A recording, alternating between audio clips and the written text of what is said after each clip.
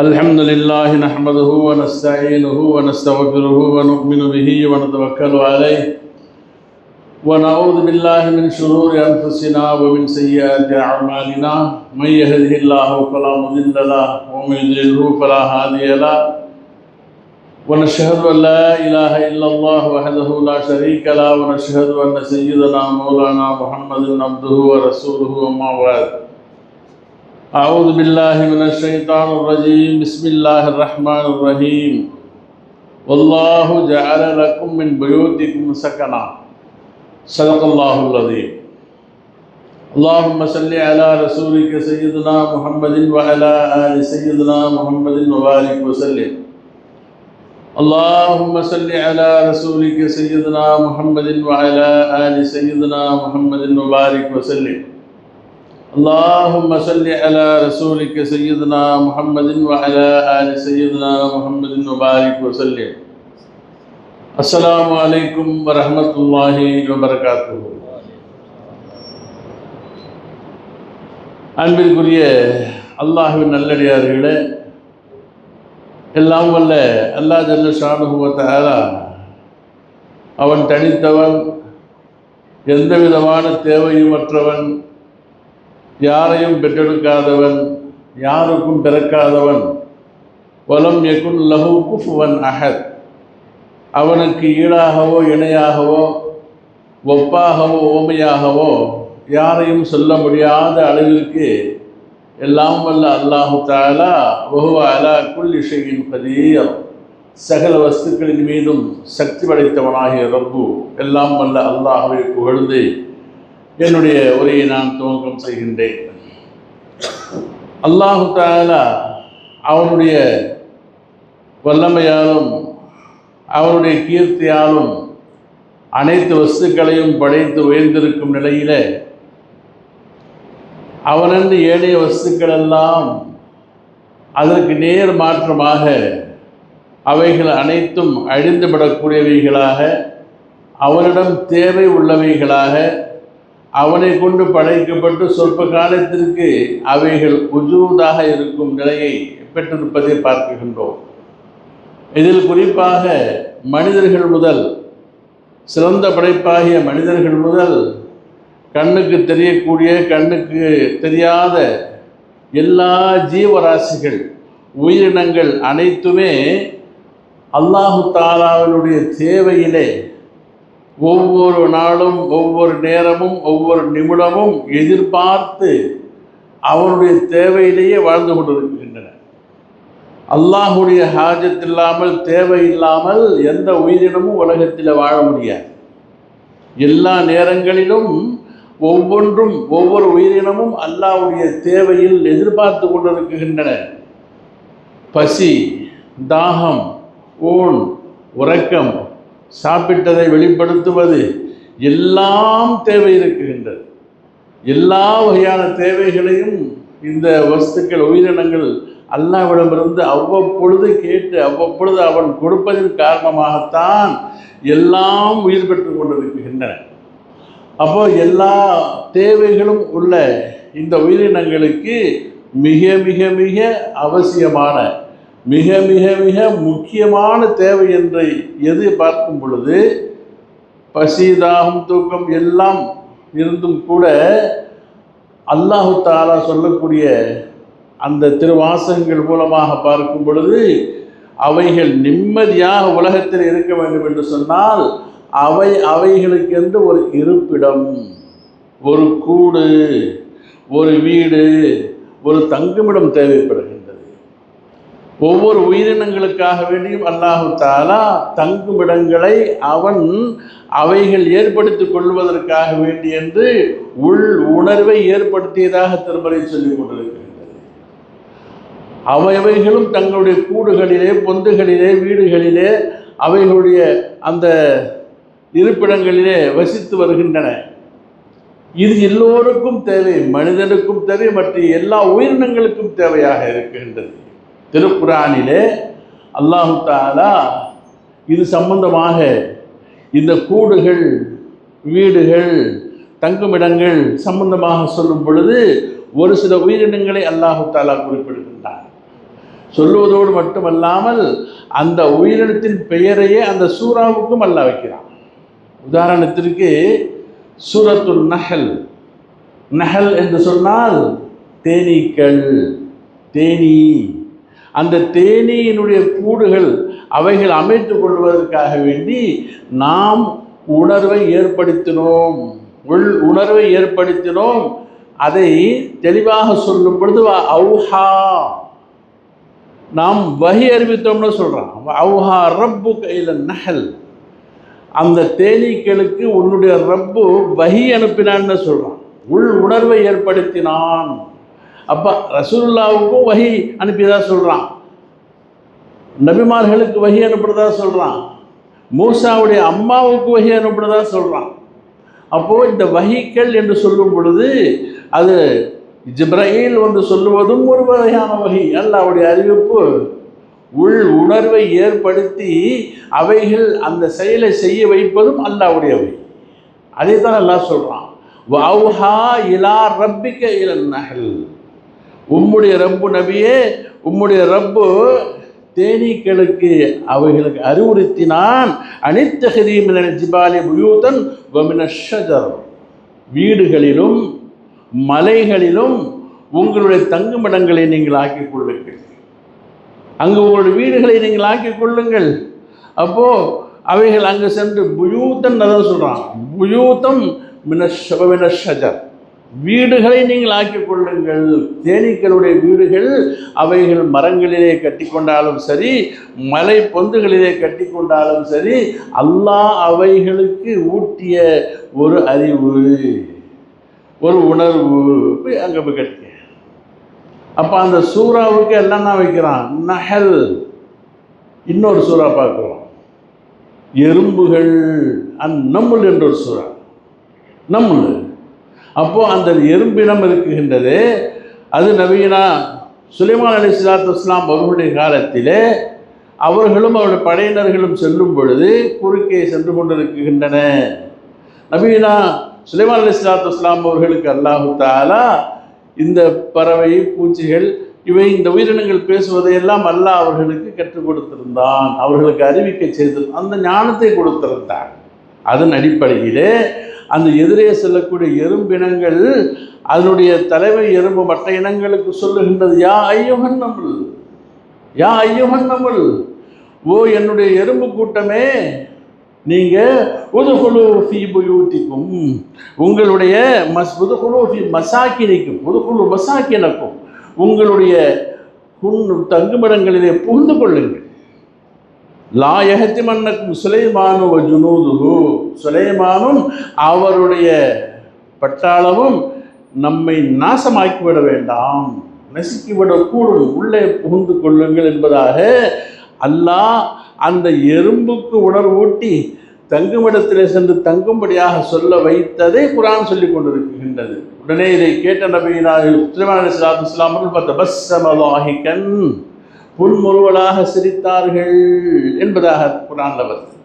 அப்போது எறும்பினங்களுக்கு அதனுடைய கூடுகளை அதில் சென்று நாம் தங்க வேண்டும் என்று, அந்த கூடுகளுக்குள் நம்முடைய ஜீவனமான பொருட்களை, உணவுப் பொருட்களை எல்லாம் சேகரிக்க வேண்டும் என்று, இப்படி ஒவ்வொரு இனத்திற்கும் அல்லாஹு தஆலா அவன் அறிவூட்டினான். அப்போ எல்லாத்துக்கும் ஒரு கூடு, தங்குமிடம், ஒரு வீடு, அவைகள் அது நிம்மதியாக இருக்க வேண்டும், சந்தோஷமாக இருக்க வேண்டும், யாருடைய இடரும் எனக்கு வந்துவிடக்கூடாது என்ற விஷயத்திலே அவைகள் ரொம்பவும் ஆசையோடு வாழ்ந்து கொண்டிருக்கின்றன. அது மட்டுமா, இன்னொரு சூறாவிற்கு பெயர் சூரா அல் அன்கபூத். அன்கபூத், அன்கபூத் என்று சொன்னால் சிலந்தி. அப்போ அந்த சிலந்தி மற்ற உயிரினங்களை விடவும் சற்று வித்தியாசமானது.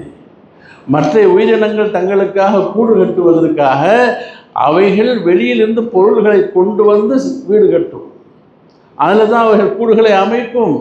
ஆனால் இந்த சிலந்தி மட்டும் தன்னிலே இருக்கக்கூடிய ஒரு திரவத்தை கொண்டு தானாக அற்புதமாக அழகான வலையை அது பின்னுகின்றது. அல்லாஹ் அதற்கு போட்டு கொடுத்த உள் உணர்வு, அல்லாஹ் அதற்கு சொல்லியிருக்கக்கூடிய காட்டி கொடுத்த அந்த இல்மு, அல்லாஹ் சொல்கிறான்.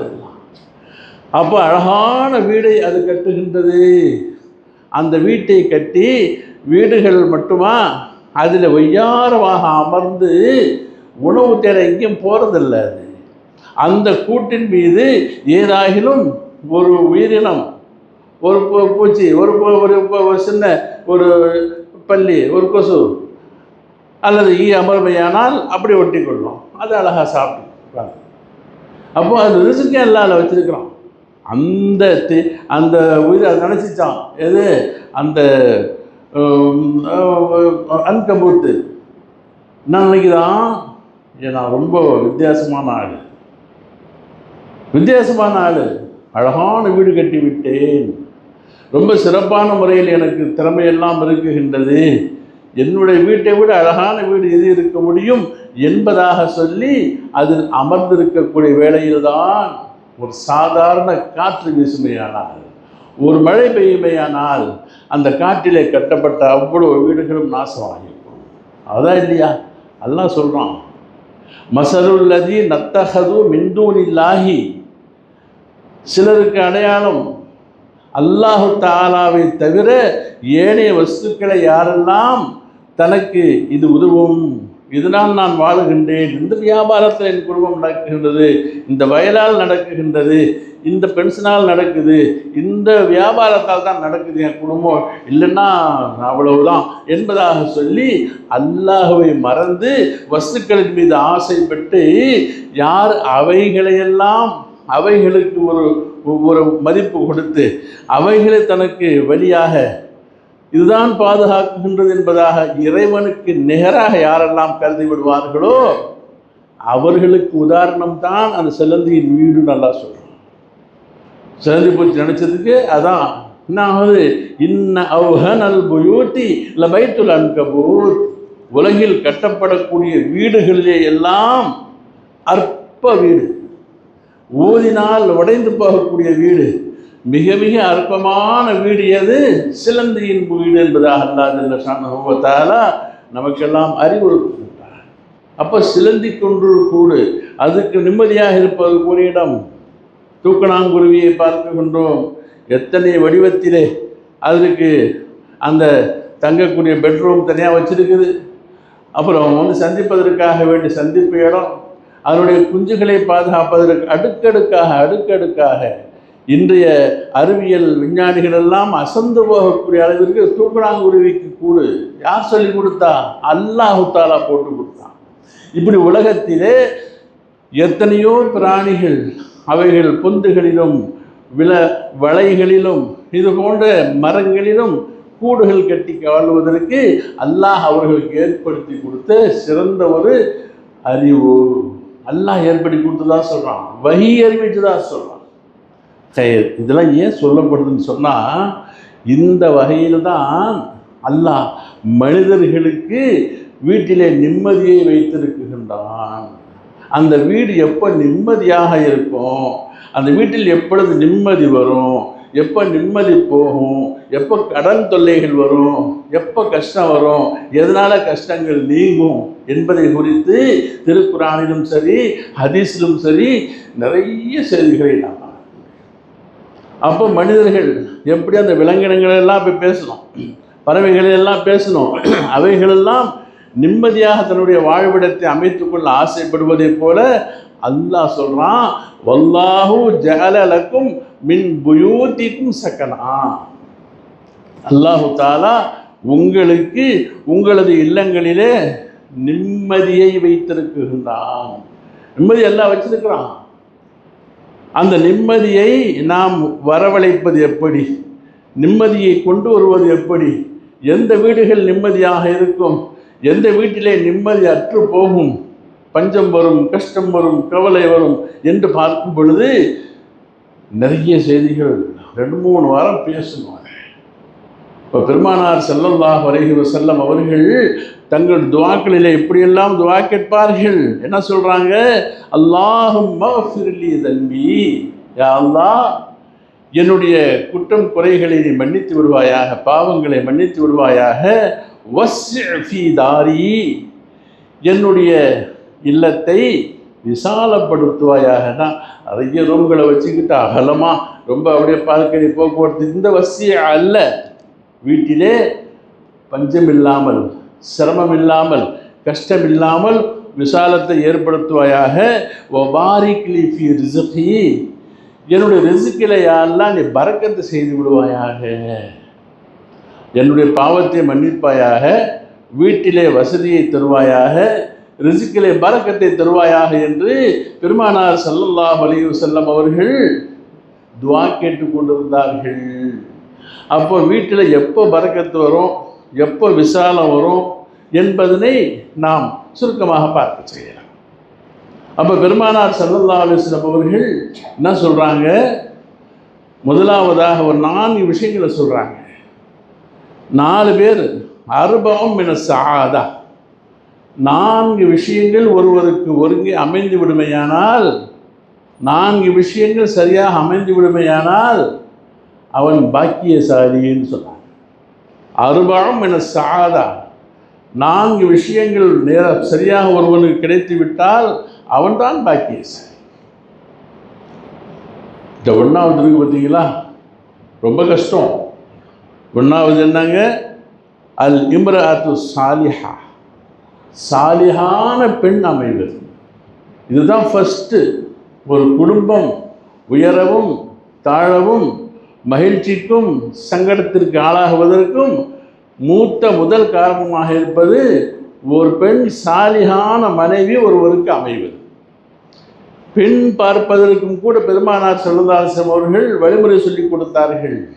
துன்கஹுல் மர்அத்து லி அர்பஇன், ஒரு பெண் மனம் முடிக்கப்படுகின்றாள் 4 காரியங்களுக்காக. 4 கவனம் வச்சு பொண்ணு கட்டுறான். பொண்ணு கட்டுறாள் என்ன செய்யறான்? 4. 1வது லி மாலிஹா, அவளுடைய வசதிக்காக. ஒரே பொண்ணு, லட்சக்கணக்கில் கோடிக்கணக்கில் சொத்து அப்பா சேர்த்து வச்சிருக்கிறாரு, அவளை பார்த்து கட்டணம்னு சொன்னால் நல்ல நமக்கு லாபம், நல்ல வசதி வந்துடும் என்பதற்காக வேண்டி வேறு எதையும் பார்க்கறதில்லை.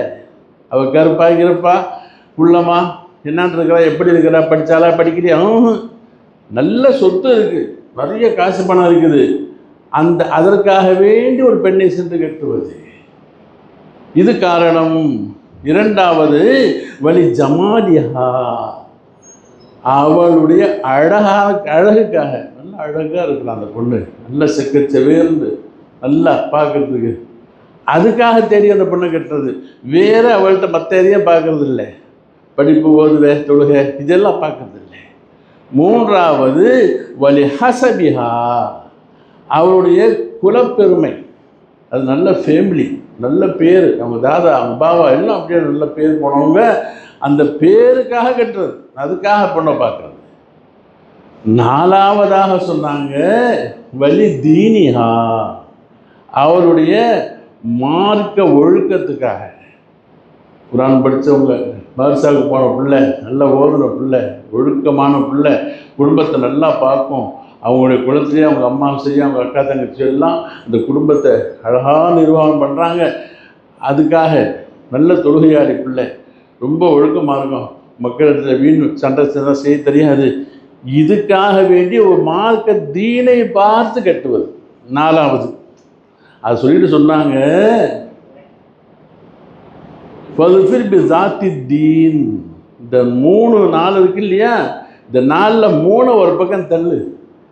தீனுக்காக வேண்டி ஒரு பெண்ணை நீ தேர்ந்தெடுப்பாயானால் வெற்றி அடைந்து விட்டாய். அதை விட்டுட்டு நல்ல வசதி, நல்ல அழகு, நல்ல குலம், இதற்காக வேண்டி என்று பொன் கட்டுவாயானால் மார்க்கம் இல்லாமல் போயிட்டா, தீன் இல்லாமல் போயிட்டு சொன்னால் தரிபத் எதாக்க, உன்னை நீ நாசப்படுத்தி கொண்டாயின்னு சொன்னாங்க நாயகம் பெருமானார். அப்போ இந்த 3ம், இந்த தீன் இல்லாமல் இந்த 3ல் எது இருந்தாலும் கூட நிலைப்பதில்லை. அப்போது சொத்துக்காக கட்டுறது பொண்ணை, அது நொண்டியோ மூடமோ கருப்போ முட்டாளாக இருக்குமோ என்னமோ அதெல்லாம் தெரியாது. அந்த காலத்தில் இஸ்லாமிய பத்திரிகைகள் வரும், அந்த பத்திரிகையில் ஒரு நல்ல தத்துவ கவிஞர் பத்ருத்தீன் ஒருத்தர் இருந்தார், தத்துவ கவிஞர் பத்ருத்தீன். நல்ல அழகான கவிதைகள் எழுதுவார். அப்போ அவர் எழுதும் பொழுது ஒரு நேரத்தில் அக்காவும் தங்கச்சியும் அக்கா மகனுக்கு பொண்ணு பார்க்க போகிறாங்க. அக்கா மகனுக்கு பொண்ணு பார்க்க தங்கச்சியும் அக்காவும் போகிறாங்க. அப்போ நீளமான கவிதை 2 வார்த்தையும் மட்டும் நான் சொல்லுவேன். அதில் தங்கச்சி சொல்கிறா, நம்ம பொண்ணு பார்க்க போகிறதே போகிறோம், நம்ம போகும்போது தலையில் முடி இல்லாவிட்டால் என்னடி அக்கா, நம் வலையில் விடும் இடமாக பாரடி அக்காண்டாம். மொட்டையான பொண்ணாக தான் பாரு, தலையில் முடி இல்லை, மொட்டையாக இருக்கிறான். கவலைப்படாதடி, வலையில் விடும் இடமா பாரு. கொடிபோல் பெண் இல்லை என்றால் என்னடி அக்கா, பணம் கொடிபோல் படருமாண்டு பாரடி அக்கா. நீளமான கவிதை, ஒன்று ரொம்ப அற்புதமாக இருக்கும். அப்போ வெறும் காசி, வெறும் பணம், இதுக்கு மட்டும் கட்டுறது, இதுக்கு மட்டும் பொண்ணு தேடுறது. என்ன வாங்கும் அது கட்டிட்டு வந்ததுக்கப்புறம் வீட்டில் நான் பெரிய ஆளா நீ பெரிய ஆளா, இதெல்லாம் நான் கொண்டாந்தது, நான் எடுத்துகிட்டு வந்தது, உன்ட்டு என்ன இருந்துச்சு, என்னத்தோட வந்த நீ என்பதாக சொல்லி வார்த்தைக்கு வார்த்தை வார்த்தைக்கு வார்த்தை மட்டமாக பேசி அசிங்கம் பண்ணி வாழ்க்கையில் தினமும் சண்டை, தினமும் சண்டை. ஒரு உறுதி கிதாப்பில் ஒரு குடும்பத்தை பற்றி கதை எழுதுவாங்க. நடந்த சம்பவமாக கூட இருக்கலாம். நான் கிதாபில் படிக்கும் பொழுது என்ன சொல்கிறாங்கன்னா, ஒரு குடும்பத்தில் எப்போ தான் சண்டை, இவனும் விட்டு கொடுக்குறதில்ல, அவளும் விட்டு கொடுக்குறதில்ல. இவன் ஒன்று பேசுனா அவன் 2 பேசுறது, அவன் ஒன்று பேசுனா இவன் 2 3 பேசுறது. இதே எப்போ பார்த்தாலும் சண்டை. இந்த சண்டையில் சமயத்தில் ஒருத்தவங்க ஜெயிக்கிறது உண்டு. ஒரு நேரத்தில் இருக்கிற பிரச்சனையில் இன்றைக்கி அவள் கை ஓங்கிடுச்சு, இன்றைக்கி இவன் கை ஓங்கிடுச்சு என்பதாக ஏதோ ஒரு பிரச்சனைக்காக பண்ணும்பொழுது சிலரோட கைகள் ஓங்கிடும். அதிகமாக ஜெயிச்சிருவாங்க அவங்க அந்த பேச்சில்.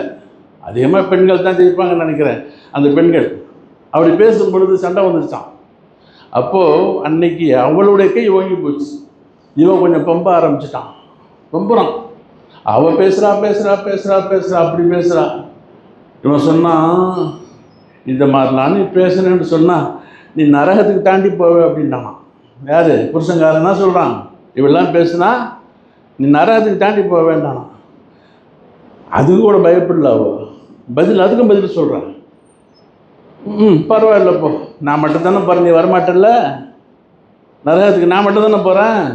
எப்போ அங்கேயாவது நான் தனியாக போய் நிம்மதியாக இருக்கிறேன்டாண்டாலும், அங்கே போனாலும் தனியாக போனால் நிம்மதியாக இருக்கிறேன், நீ வராட்ட வரலன்னா பரவாயில்லன்றான். அதே மாதிரி ஒரு நாள் இவன் கை ஓங்கிடுச்சான். இவன் கை ஓங்கி இவன் பேசுகிறான். அப்போது அவள் சொன்னாலாம், உன் கூட கட்டி குடும்பம் செய்யறத ஒரு இப்லீஸு கூட குடும்பம் செய்யலாம் அப்படின்னாலாம். ஒரு சைத்தானை கட்டிக்கிட்டு நான் கொடுத்தன பண்ணால் நல்லா இருக்கும்னாலாம்.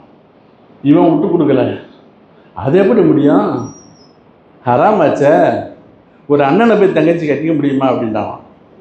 எப்படி ஒரு அண்ணனை போய் தங்கச்சி கட்ட முடியுமான்னான். அப்போ இப்லீஸுக்கு தங்கச்சி இருக்குன்னுட்டான். இப்படிலாம் சண்டை குடும்பங்களில் பார்த்தா ஒரே பிரச்சனை. அப்போ 2வது பார்த்தோம்னா அழகில் அவள் எப்படிப்பட்டவள் தெரியுமா? எவ்வளோ நாளைக்கு இருக்கும் அழகு? ஒரு குழந்தை பார்த்தா முடிஞ்சு போச்சு.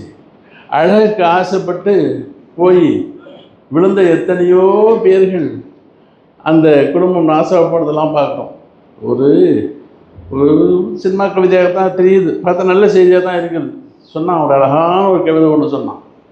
எப்போது சொல்லி கேட்ட கேள்வி அது. வாழை மரத்தில் ஊஞ்சல் கட்ட வசதி இருக்காது, தோலை பார்த்து மாடு பிடிச்சா தொழிலுக்கு ஆகாது, தூண்டு புழுவுக்கு ஆசைப்பட்டு போகும் நீனே தூண்டியில் மாட்டிக்கிட்டா உனக்கு கஷ்டம் தானேன்னு பாட்டு பாடுவோம். அது மாதிரி தோலுக்கு ஆசைப்படக்கூடிய வாழ்க்கை அதுவும் வீணாக போனது. 3வது சிலர் சொல்கிறாங்க, ஒரு மனிதன் நிக்காக முடிப்பது அவருடைய குலத்துக்காக வேண்டி. நல்ல குலம், அவருடைய ஃபேமிலியில் யாராவது சின்ன தப்பு பண்ணிட்டு வாங்கியாச்சும் அவன் குடும்பமே அதாண்டின்றோம், ஒரே வாரத்தில் முடிஞ்சு போச்சு.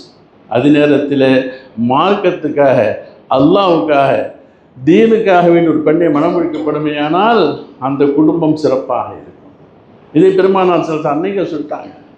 அப்போ இந்த 3 விட்டுடு, உன் குடும்பம் செழிக்க வேண்டும், நிம்மதியாக இருக்க வேண்டும் என்று சொன்னால் அதில் அதிகப்படியாக குர்ஆன் ஓதப்பட வேண்டும், அதிகப்படியாக திக்ர்கள் செய்யப்பட வேண்டும், தொழுகையாளிகளாக நீங்கள் இருக்க வேண்டும். அந்த இல்லங்களிலே அல்லாஹ் பரக்கத்தை கொடுப்பான். உள்ளே நுழையும் பொழுது குர்ஆன்ல அல்லாஹ் சொல்லி காட்டாங்க, சலாம் சொல்லிட்டு உள்ளே போங்க, உங்களுக்கு இல்லையே நீங்கள் சலாம் சொல்லிக்கங்க, அப்போ அந்த வீடு பரக்கத்தானதாக இருக்கும். உங்கள் வீடுகளை கபர்களாக மாற்றி விடாதீர்கள், அதில் தொழுகைமிடமாக வையுங்கள். இன்னும் உங்கள் வீடுகளிலே ஜிப்ரீல் அலைஹிஸ்ஸலாம் அவர்கள் ஒரு நாள் வராங்க. அப்போது வீட்டில் வெளியே நிற்கிறாங்க. ஜிப்ரீல் எப்போ உள்ளே வரவங்க வரல அன்னைக்கு. அப்போ வரும் பொழுது ஏன் வெளியே நிற்கிறீங்கன்னு ஜிப்ரீல் அலைஹிஸ்ஸலாம் அவர்கள்ட்ட போய் கேட்கும் பொழுது சொல்கிறாங்க, வீட்டு வாசலில் பர்தா தொங்குது இல்லையா, உங்களுடைய அந்த பர்தாவில் இன்றைக்கி ஒரு உருவப்படம் இருப்பதை நான் பார்க்கின்றேன், உள்ளே வர முடியாதுன்னு சொல்லிட்டாங்க. எந்த வீட்டிலே உருவப்படம் இருக்குமோ, எந்த வீட்டில் நாய் வளர்க்கப்படுமோ அந்த வீட்டிற்குள் நான் நுழைவதில்லை, ஜிப்ரீல் அலைஹிஸ்ஸலாம் அவர்கள் சொன்னது. அப்போது நல்ல வணக்க வழிபாடுகள், பெண்களிடத்திலே மார்க்கம், தீன், தொழுகை, குர்ஆன் ஓதுவது, இது போன்ற அமல்கள் நிறைய நீளமாக ஒவ்வொன்றையும் சொல்லிகிட்டே இருக்கணும், டைம் இல்லை நம்மளுக்கு. அதிகமான இபாதத்துகள் எங்கே செய்யப்படுமோ அந்த வீட்டில் பரக்கத்து இருக்கும். இப்னு மஸ்ஊத் ரலியல்லாஹு தஆலா அன்ஹு அவர்கள் தங்களுடைய அந்திம காலத்திலே, வஃபாத்துடைய நேரத்திலே வயதான மகள்களை விட்டு செல்கிறாங்க. வயசான பொம்பளை பிள்ளைக்கு கல்யாணம் ஆகாமல் இருக்கிறாங்க, வயசுக்கு வந்து நிற்கிறாங்க. அப்போ மக்கள் கேட்டாங்க, இது மாதிரி விட்டுட்டு போகிறீங்களே, இந்த பிள்ளையோடைய நிலைமை என்ன ஆகும், இந்த மாதிரி சேர்த்து வச்சிங்களான்னாங்க. இல்லை, ஸல்லல்லாஹு சொல்லியிருக்கிறாங்க, எனக்கு எந்த வீடுகளிலே மகரிபிற்கு பிறகு சூரத்துல் வாக்கியா ஓதப்படுமோ அந்த இல்லங்களில் ஏழ்மை வராது, அவர்கள் பசியாக இருக்க மாட்டார்கள், அல்லாஹ் அந்த வீட்டை பொறுப்பேற்றுக் கொள்கின்றான் என்று பெருமானார் ஸல்லல்லாஹு சொன்னாங்க. என்னுடைய எல்லா பிள்ளைகளும் அந்த அமலை செஞ்சிட்ருக்கிறாங்க, அதனால் நான் நிம்மதியாக என்னுடைய ரப்பை சந்திப்பேன் என்பதாக சொல்கிறாங்க. அப்போது இது நல்ல அமல்கள், தொழுகை, திக்ர், திலாவத், இவைகளை கொண்டு தான் வீடு பரக்கத்தாக இருக்க வேண்டும். அதுதான் அல்லாஹ் சொல்லி காட்டுறான், வல்லாஹு ஜஅலக்கும் மின் புயூத்திக்கும் சக்கனா, உங்களுடைய இல்லங்களிலே அல்லாஹு தஆலா நிம்மதியை வச்சிருக்கிறான். அந்த நிம்மதியை நல்ல அமல்களை கொண்டு, நல்ல செயல்பாடுகளை கொண்டு அல்லாஹ்விடத்தில் கேட்டு பெற்றுக்கொள்ளுங்கள் என்பதாக அல்லாஹ் சொல்கிறான். எனவே அல்லாஹ் ஜல்ல ஷானஹு வ தஆலா நமது இல்லங்களை பரக்கத்து நிறைந்ததாக, அருள் நிறைந்ததாக, அல்லாஹு தஆலா அவனுடைய மலக்குகள் வந்து போகக்கூடிய இடமாக நம்முடைய இல்லங்களை ஆக்கி வைப்பானாக. வாக்கு தஅவானா அல்ஹம்துலில்லாஹி ரப்பில் ஆலமீன்.